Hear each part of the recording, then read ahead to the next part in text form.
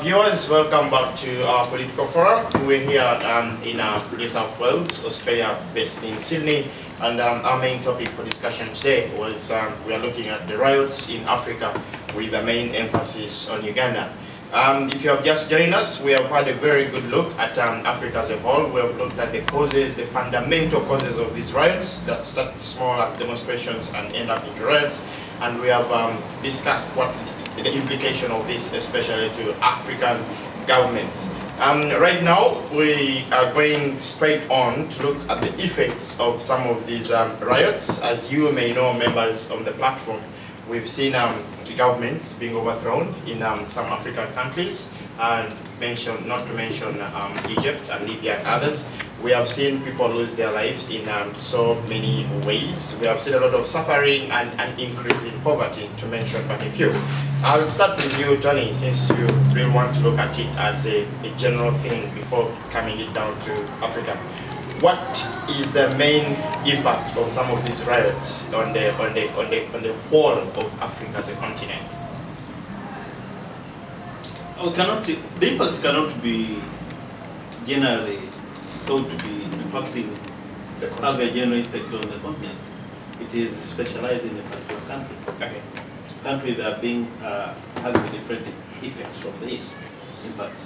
So if you look at in what has happened in Egypt, in Libya, but if you come to Uganda, the impact have been people have lost their lives. 2, 3. Property has been destroyed. It has also brought out the weaknesses of the government, and especially the police, in handling these riots. Because when you look at when there is a demonstration or a riot, you find that police does not have a unified uniform, for example. You can find around 5, 10 types of uniform. These policemen, they don't know each other. That's in Uganda. In Uganda. Okay. Command and control is so disorganized that there's some disorganization going on. Sure.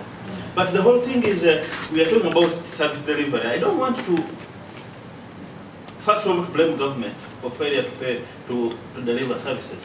I want to look at how much tax do Ugandans pay. If you want services to be delivered, what is my contribution? Sure. Because this saying that don't ask what government can do, But what you can do for the government. Do Ugandans pay tax? Yes. How do they expect? Yes, they do. Yeah, they do. How do you expect to have services when you don't pay tax? Oh, if they pay tax, do we have a system which is transparent enough to show us how much tax is coming in and how it's being used? And how it is being used. Okay. Okay. So you have, before you even start talking about services, let's look at the books. What is the income? What is the expenditure? What do we have? Do we have laws enough in the country to guide in the correction and utilizing of resources? Robert, we are talking about the grand national plan. Do we have a plan? We are talking about the city. What happened in Nigeria? One city became so congested that they decided to set up another second city. completely. Yeah. What they are doing in Kampala now, erecting walls not to show the slums, that's very simplistic. Kampala was meant for 300,000 people. They're now double. How many millions do we have? More than 5. We have about 5 million people. Yeah. Services, infrastructure have not been expanded. So, if you are talking, the situation is so complicated that we cannot just sit here and we talk of riots being Coming in and out and so on. Yeah, yeah. No, I thank you very much, Tony, for that.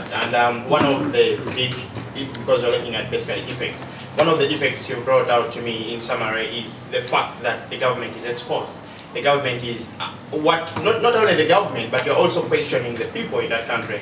What is their contribution? Like you're saying, the famous saying for, I think that was Julius Nyerere, don't ask what the government has done, but what you have done for the government. But most of these questions, you have really put them out to the transparency issue. Like you're saying, how much tax is coming in, what is being used, and so on. Just to come to Moses, do you think the government of Uganda is one,